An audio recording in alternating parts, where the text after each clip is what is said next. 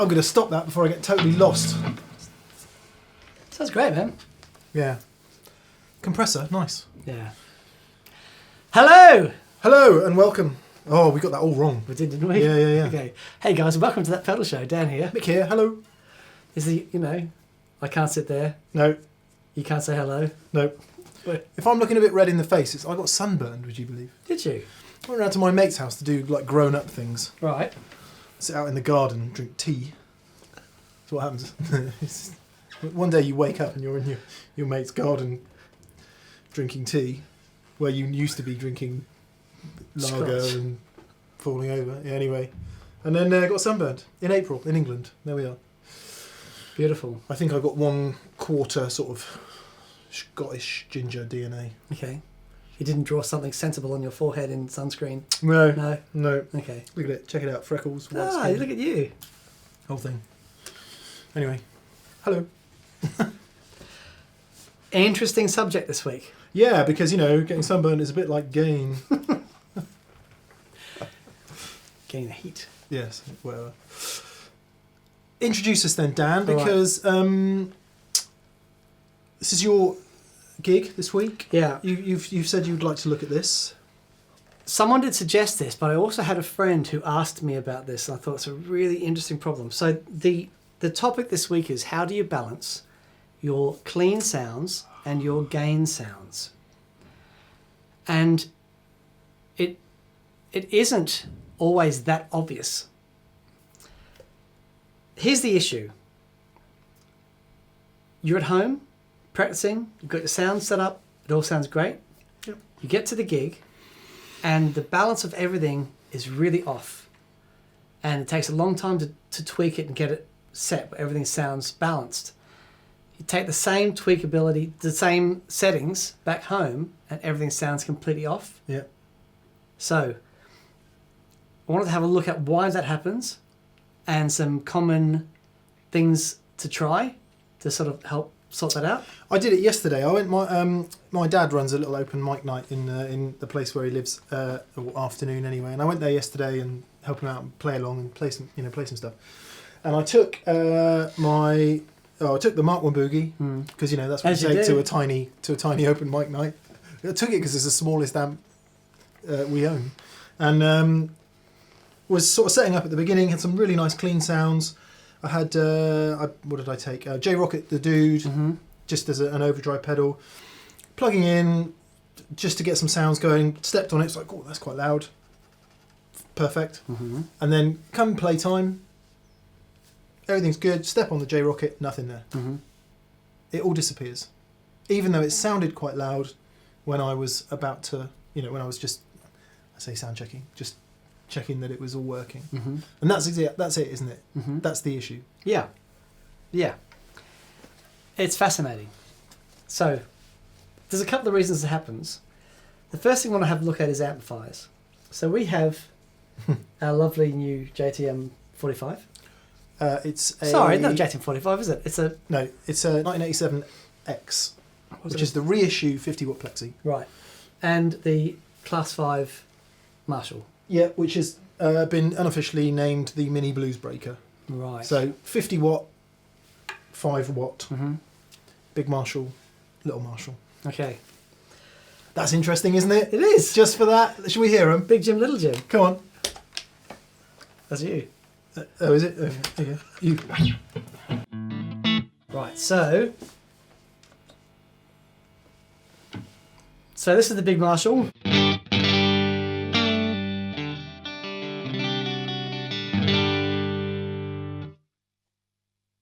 That's great. And this is the Little Marshall.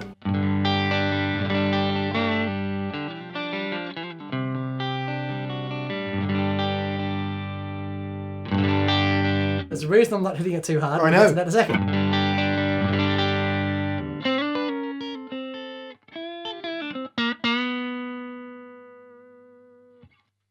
Okay, first thing, with clean sounds in particular. In clean sounds in particular. So we've got 5 watts, we've got 50 watts. Okay? Now, if I'm practicing a clean part at home, I'm doing this.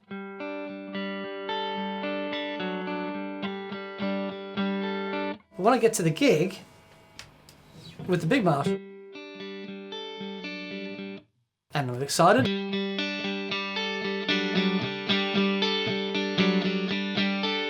Drummer starts playing a bit louder, bass player starts playing a bit louder, so I dig in harder. Fine! Because there's all that lovely headroom and that there to, you know, the amp just sort of lifts and carries you to build sonic cathedrals in the sky. But then, same thing with the little class 5. Lovely. Here comes that bloody bass player again.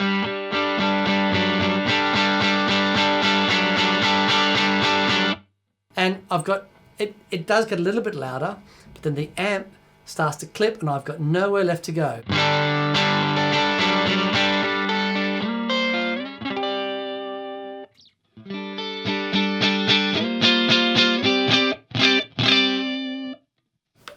Right. Interesting. I put the dB meter on just so you can see the kind of sound pressure levels we're dealing with there. The 50 watt plexi is on about... We've used it deliberately because it's really high headroom when it's quiet. Mm-hmm. The normal channel's on like hardly, and the high treble channel is just on so you can hear it. Mm-hmm. Whereas the Deer Class 5 is about 10 o'clock, Right. which is where it starts getting dirty. Yeah. And as you could see, we were peaking at about 105, 160 dB there. Mm-hmm. Now, not to say that the little class 5 isn't an appropriate amplifier to gig with, because it sounds amazing, but you need to know that when you dig in, it's not going to receive those notes and amplify them in the same way. It's a topic we've covered, we've touched on so many times in the show, isn't it? Because it is, as you've always said, it's the absolute basis of all guitar sound. Yes. Is your gain. Yes, absolutely. And that dynamic relationship that happens between here and there, and here and here and there. Mm. Yeah. Now, so the Marshall, all right, plenty of stuff there. Which Marshall? Sorry, Big Jim, right? But here's the other side of that coin. Big Jim, so much stuff there for rocking out, right? So, I go to, let me just set this up. What I'm going to do now, I'm going to put an overdrive pedal on into Little Jim and Big Jim. All right, so let's use the Page. This is the Page Tube Boost, which is the kind of pedal boost version rather than the Page DS, which is the preamp version. You know, a fair amount of gain.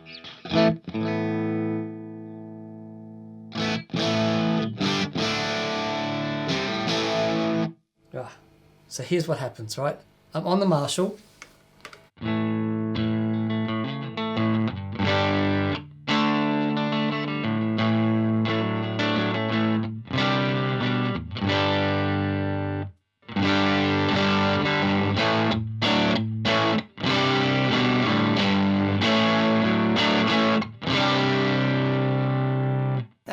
it sounds, it's simply added a bit to the Marshall. Which Marshall? It's added a bit to Little Jim, right? So I'm at home practicing, yep, and it sounds great. I'm used to picking quite Little Jim. Throw the boost. But now with Big Jim,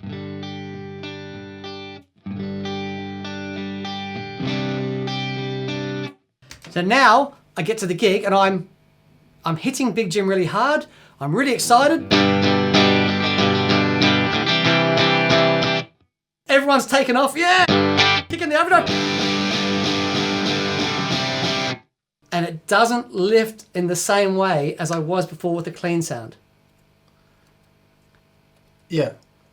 That makes sense? Well, it's a situation we've all been in. You step on the drive pedal and it's taken away all your transients. Exactly. But at home, I'm playing and it sounds amazing. Yeah. But then kicking for the chorus bit, it's like, you know. But with Little Jim, you know, he's already clipping. He can't do any more. And that sound simply, you know, it just adds to that overall depth. It has a lot to do with the dynamics in the way that you play, but also when you're playing with a band and the sections that require the overdrive generally are sections that have more energy in them anyway. So what you'll find is that, you know, where things sound really balanced and nice at home, when you're at the gig situation, it's not that at all. You need a bit more lift. You know, you get to the chorus and it's like, generally that section of the song is bigger. So we're dealing with dynamics in songs, we're dealing with dynamics in playing style and different dynamics between the amplifiers. So that all these things come into play. You know, you need to be aware, okay, I'm doing a gig, my band is loud, I need to have enough headroom behind me. That's it, isn't it? I mean, again, we've touched on this subject so many times about the difference between using a small amp for tone and a big amp for tone. Mm-hmm. We're trying to stick around a similar sort of volume here just to prove the point that this one's 5 watts, one's 50 watts. Mm-hmm. And even though we're kicking out the same sort of volume, the resultant sound is completely different. Yep. The other thing I just wanted to try was, let's do this. Let's actually give the amps some serious volume. Okay. And see what that does to the little amp and the big amp. All right. Because I think this will help our discussion. Okay. Keep going. All right. So, Start with Little Jim. Little Jim.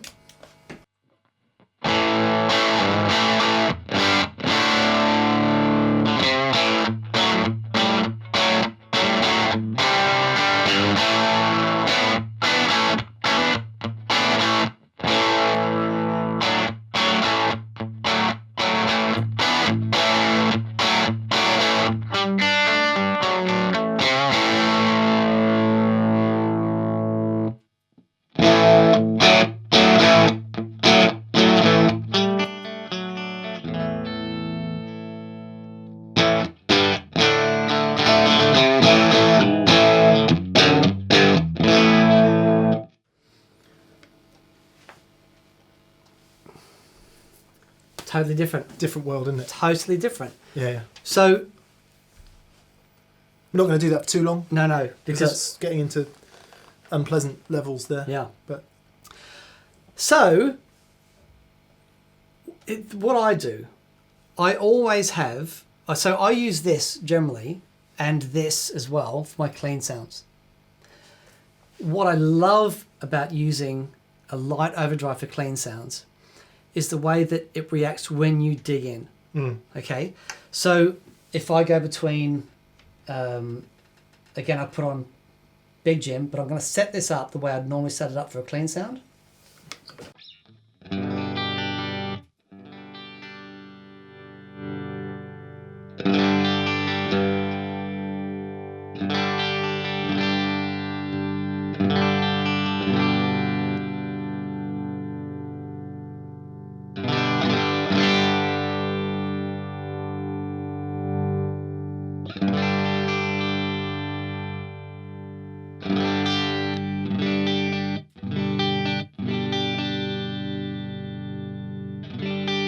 So playing at that sort of level, very similar volume, yeah? But when I dig in now with the page on,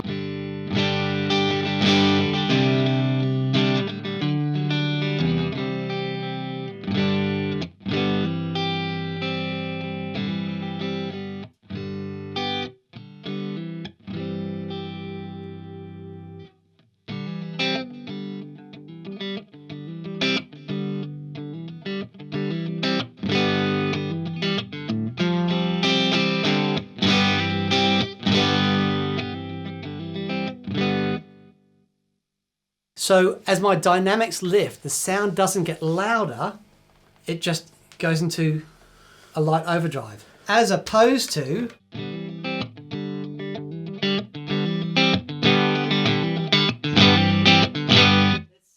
the difference in dynamics is crazy. See, I like that.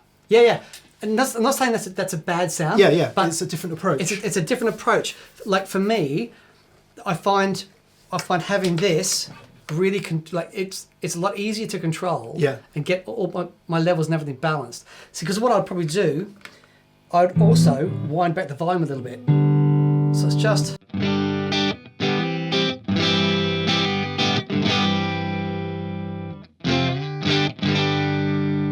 As opposed to.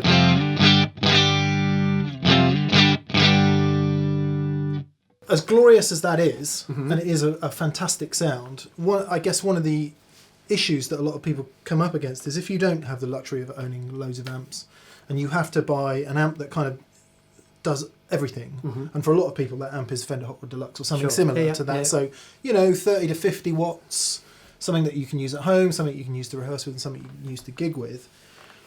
Adding something like that, and I'm going to use the phrase always on pedal, which is the phrase that gets used a lot, isn't it? Essentially, by doing that, set like that, that turns your 40 watt Hot Rod Deluxe, or in our case 50 watt Marshall, into a 5 watt Marshall. Yeah. Because it's reacting in the same way that Little Jim's reacting, isn't it? Absolutely. But what you have then is when you've got control over when you turn the amplifier up. If you are too quiet, then you turn the amplifier up. But which you don't have the option of doing with that. Exactly. Here's what happens if you turn Little Jim up.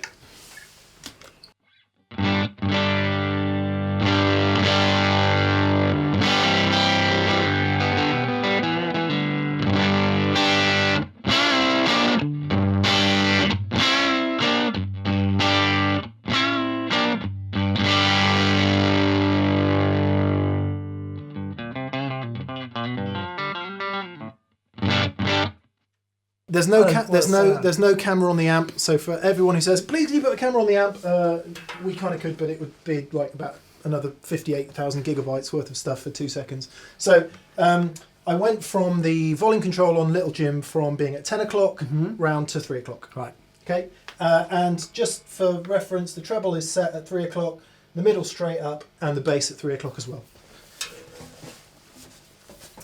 Awesome. Yeah. So, now that changes as well as you go through pedals, as you go from less compression to more compression. Obviously another great way to do what I was just doing before is with a compressor, which we'll get to, but I want to just go through that gain range so that you hear between the two amps. Yep. So the old BD-2, Keeley-modded BD-2, if you just play something simple, and then I'll just go between... just turn that off on Big Jim so you can just hear it.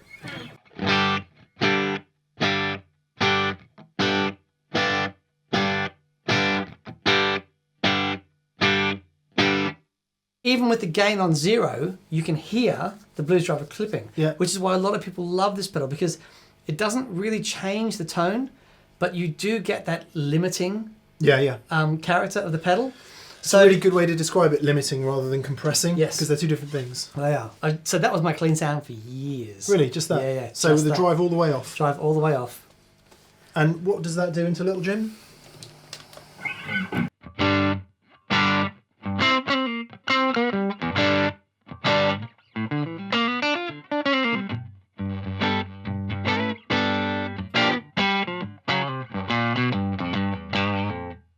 Funny, isn't it? Without all the extra bottom end of that 412, how much more mid-focused the little one sounds. So that, for me, that pedal is enough so that when I'm, doing a clean thing, as soon as I start to dig in, it just limits it enough to help balance up the rest of my overdrive sounds. And as feel as much as anything, it just adds a little bit of sustain, limits it to that point. I've got all kinds of realizations and questions popping off. One is that at the moment, we're talking about almost the opposite problem that most people have. Yeah. Because at the moment we're talking about just taking some edge off the amp and not having it so spiky. Mm-hmm. Goodness knows we're all having to play more quietly than we used to. Yep. And so getting that feel happening at lower volumes is harder. Mm-hmm. And that's an excellent way to do that. Yeah. Whether you use something, but a kind of full range overdrive that doesn't, it's a blooming obvious thing to say, but a full range overdrive that doesn't change the EQ radically, just to take the top off, but not really. And that really does encompass that whole always on pedal. Yeah. And there are loads of choices for your always on pedal. A lot of people use clones, this kind of thing. Mm-hmm. There's a million others. Tumnus, a lot of people use, don't they? Mm-hmm. Okay, I quite often have the opposite problem. Okay. So I get my overdrive set up quite nicely, Mm-hmm. and it's a good sound, but it's not cutting. Okay. It's not Anywhere near loud that enough? limiting thing, which was really useful to me at low volume Sure. to take the edge off it, is now a problem because the drummer's woken up, the bass player's woken up, everyone's got a bit louder. We're 4 songs in, Perfect. and now I've got a different problem. Yeah. And depending on what kind of amp you have, turning the volume on the pedal up is not always the answer. Mm-hmm. What have you got for me? Okay. So, like with the blues driver set like that, it's only just limiting. It's just taking the edge off. But if you're playing quietly and getting your level set up, and then you put another overdrive pedal on that is appropriate to that, and then we get to the gig volume, and you're digging in, and the blues driver's gorgeous and it sounds great, then you kick that on, because you're limiting so much more now with the pedal. That's what brings that whole dynamic shift back. Okay, so for example, let's set up the D&M drive so that it's balls to the wall rock and roll, right? We'll do the same thing. So, Of course, it also depends on pickups. Because Yeah. with tellies and strats, you find you've got much greater dynamic range available from the guitar itself, and therefore those dynamics seem to be accentuated. But you introduce a P90 or a humbucker to the equation, and it all starts getting squashed much more quickly, doesn't it? Maybe we'll start with the Strat and pick up another guitar in a sec. okay, so just play for us.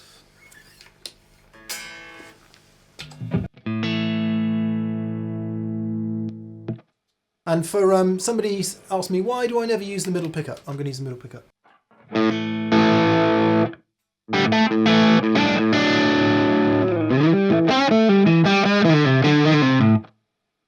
Because it's neither Arthur nor Martha, so I'm going to go on to the bridge pickup.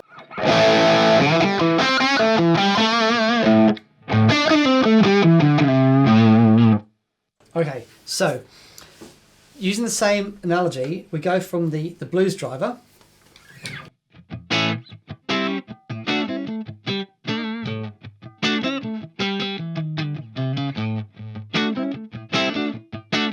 And now a volume appropriate sound, while we're alone, would be this.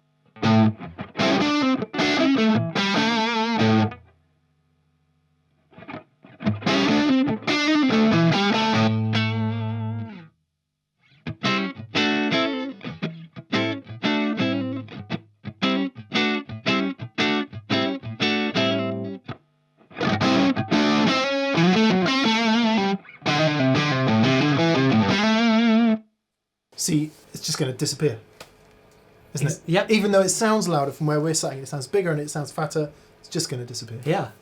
So this is why when you know, EQ wise, why we love that mid hump. So that when it gets to a point of the song where this sort of sound is appropriate, I mean, that's massive. That's a massive sound. But it's so full frequency and everything is clipping Yeah. that I can play loud or quiet. It makes no difference.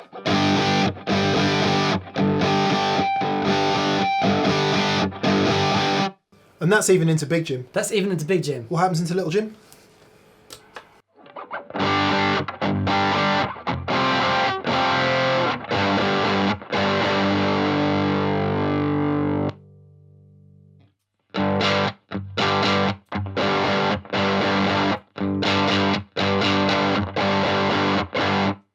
all the attack is gone. All the definition is gone. Was that D&M Drive off and on? Yeah, so we went from the Blues driver to the D&M Drive. Wow. So I would have to, into Little Jim that's going to struggle. What I would have to do in Little Jim is get the tone to a point where, you know, it's a bit raspier.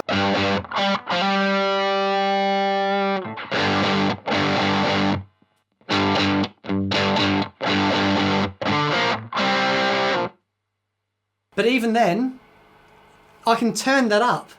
It'll just compress more going into the amplifier.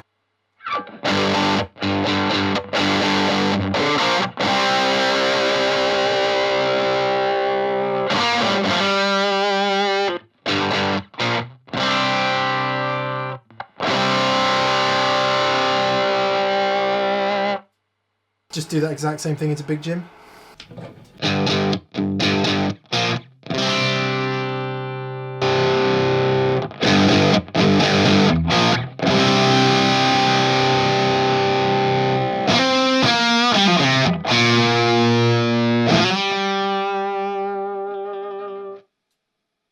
Because Big Jim can take it. Big Jim loves a bit of that. So, what I would do, something like that, or maybe even reduce the gain a little bit. Yeah, we that's another topic we've talked about a lot, isn't it? In Yep. the solo tones episode. Yeah. This is, you know, it's covering some similar ground here. Yeah. But that's going to help me unless I turn that up to a point where it's loud, so that I've got the same level as I do when I'm digging in, like, you know, dynamically. That's what that, you know, I'll need to do there. So even give that a little bit more. So you play.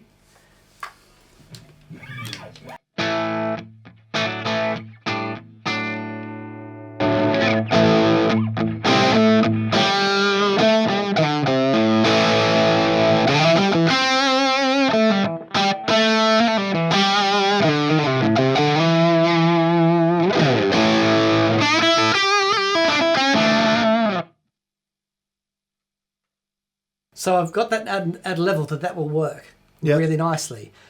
But if you're sat at home, have a listen to the difference between the two levels of those two pedals.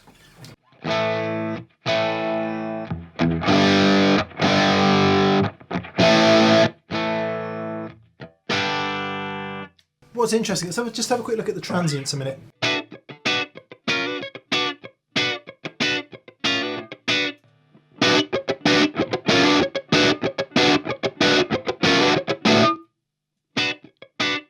So if you were playing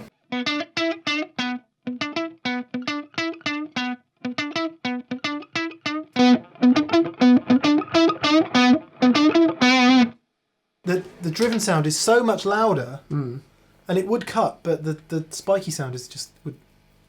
And it's had to cut. We've had to turn it up By a mile. by a mile. Yeah. And of course, it gives you all your problems at sound check when the sound engineer goes, give us your loudest sound, and you play a huge gain sound, and everyone's like, God, that's really loud! And it actually isn't. No, It just sounds loud. What's that? That must be some psychoacoustic thing. just because you're not playing with a drummer. Psycho. You know, it's as soon as you think, yeah, that's loud, but as soon as the drummer goes, the sound guy goes, right, snare, and he starts going crack, crack. It's like, okay, There you go, snare. Yeah, drum. great. Yeah. First song.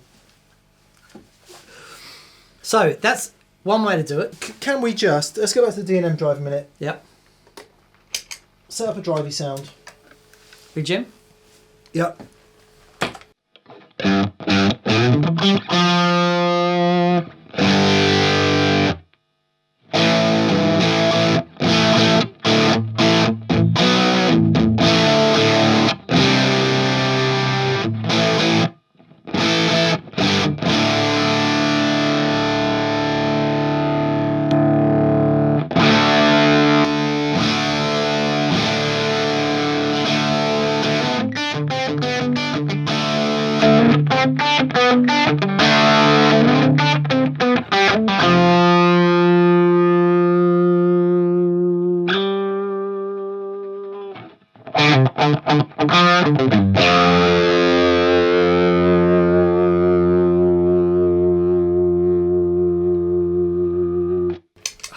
That's the other way to do it. Add a mid-frequency boost, Yes. which works particularly well for this kind of guitar.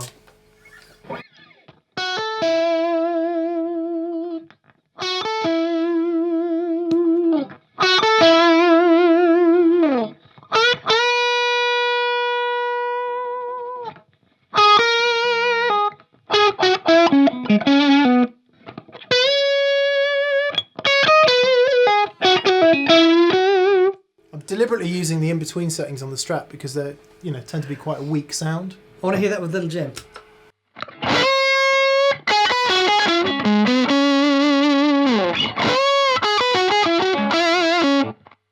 Man alive. If you just go back on the Big Jim set.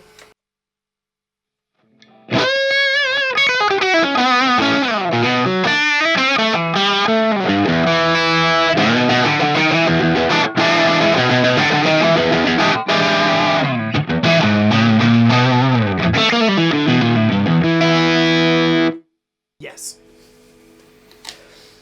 So that's going to work. I'm a big fan of the mid-boost drive, by Yeah, the way, just in yeah, case you hadn't picked that up yet. So what I love about that setup so far, I've got my clean sounds. I can control the level of my clean sounds, but as I shift dynamically, I still get a level of dynamics, but I don't get this crazy amount of dynamics that messes up the rest of my gain structure. Seems to me that if you go, okay, I've got my clean sound. Let's go back to Big Jim just a sec. Just alone? Just alone. There he is.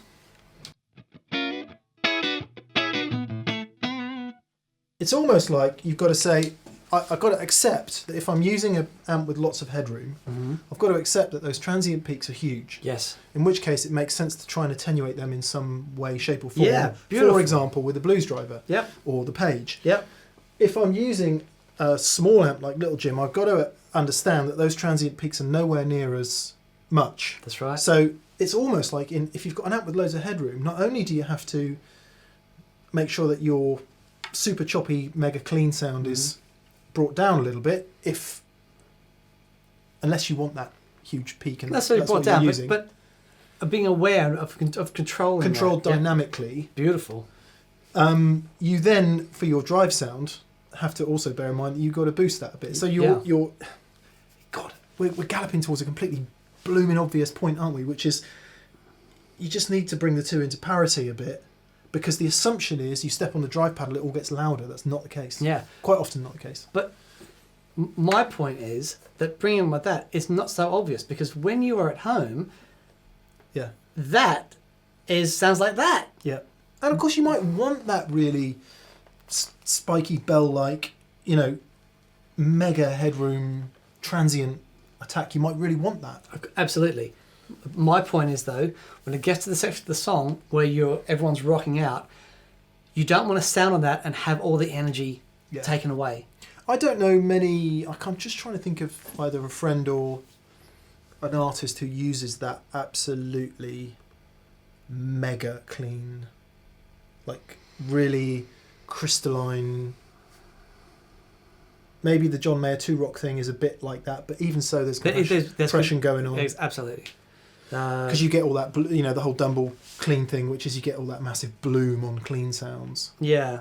Where they just kind of keep going, the sustain and everything. But that kind of really spiky, maybe funk, but again, that's usually compression. Country guys, again, there's usually some... And this is why they use compression, though. Yeah. That is... It's almost a link, Dan.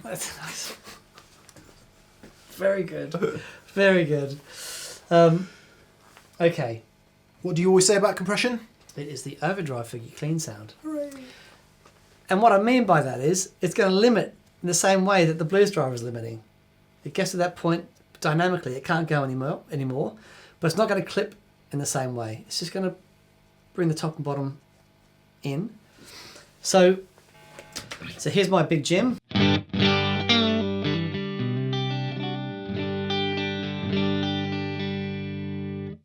So Big Jim with the normal rhythm.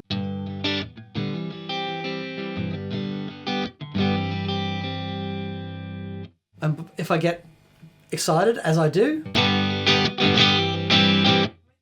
that's double the volume, right? It just, because that amplifier, it just takes this and goes, whoom. dB meter was saying 98 to 107 dB. Right. Huge lift. Huge lift. It's not accurate, by the way. But the compressor, with my normal rhythm,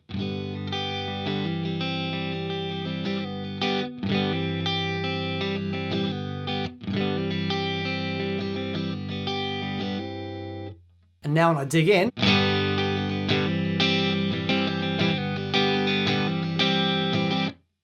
so I still have dynamics and it's still very clean, but this is when I dig on the clean sound.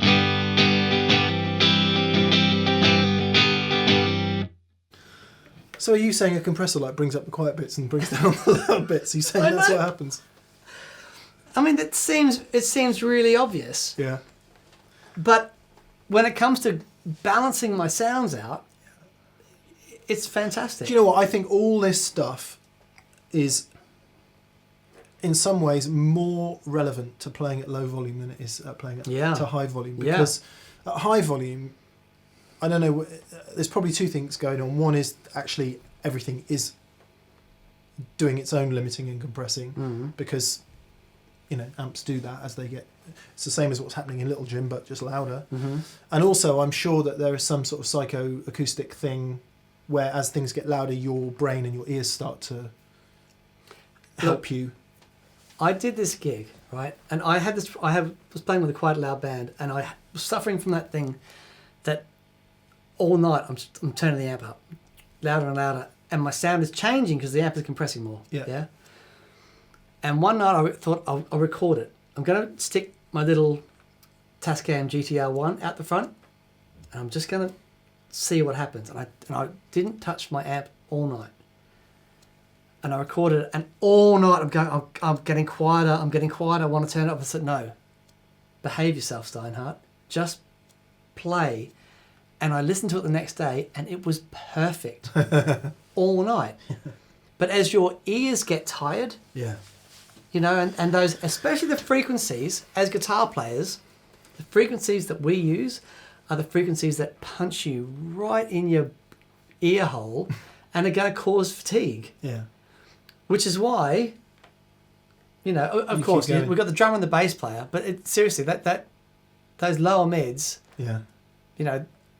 I can't remember who said it to me once. It's the reason that the van on the way to the gig, the van sounds like it's going to break down and the big end's nearly gone.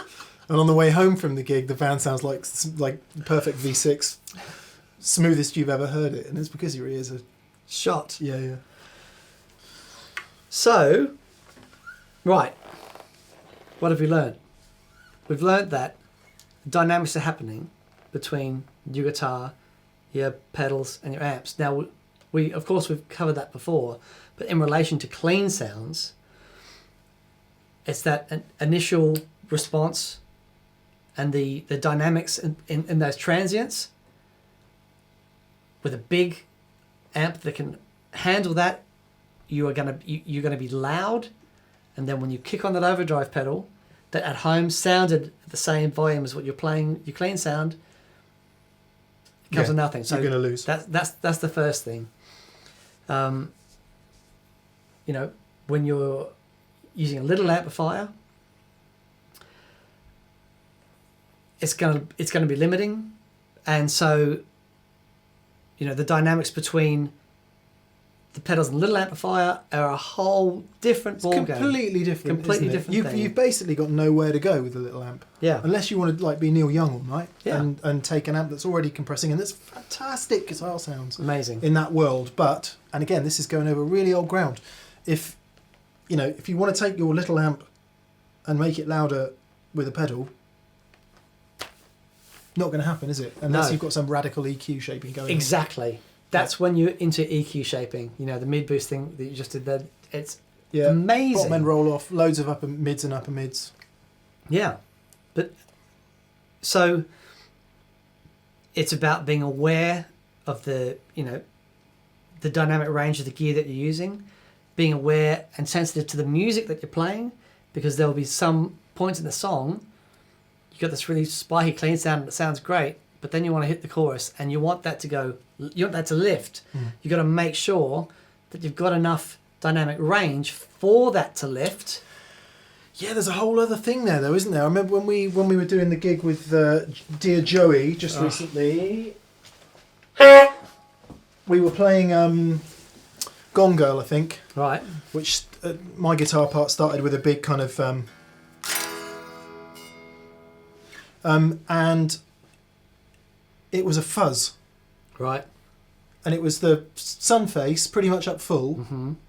which on its own sounded like crazy loud and massive guitar sound, but actually sat me full on, volume up full, with the fuzz, hammering those chords, and it sat perfectly underneath the vocals because there's no mid-range there. Yeah, yeah. That's why a lot of guys use those with, with singers. Those scoopy fuzz tones because it's quite easy to sing over them. Which probably also answers the question. I've never been able to get on with fuzz because when I step on it, it disappears. Yeah, and that's another great point. That's when you're considering vocals as well and balancing all this up. That's the dynamic with vocals. That's why I mentioned it, because you were saying about you get to the chorus and you need a bigger sound. Logic would tell you that actually stepping on an overdrive pedal at that point is not the right thing to do because you're going to lose all the vocals. But actually, if the EQ is right, then yeah. So instead of lifting, we're going just bigger. Yeah, I like that. Yeah. And then the opposite, of course, is true. You get to the solo, and this is something we've said many times, and you think, what I need now is another overdrive pedal. What you might need is one less overdrive pedal. Yeah, bring some of those dynamics back. Bring some of the dynamics back. It's completely counterintuitive, isn't it? But you ever ridden a motorcycle? Never. When you go around a right-hand corner, right, which way would you turn the handlebars? Right. Like that? Yeah. Like that. Counter steering. No shit. The first time you do it, you go around a corner, you push your right hand. Sliding though? No. God, no. I'm very sedate on my motorbike. You go around a corner, you turn, you think you're going in and the bike's not turning, push your right hand a little bit, it turns quicker. No! True story. Oh man, that would freak me out. Completely counterintuitive. Wow. Yeah. I'm sure there's something psychological going on there, which means you're not actually doing it. But is that why it always takes you 2 hours to get to my house? Because you're pushing. I keep going the wrong way around corners. This is what they said in the manual. I'm sure they said this.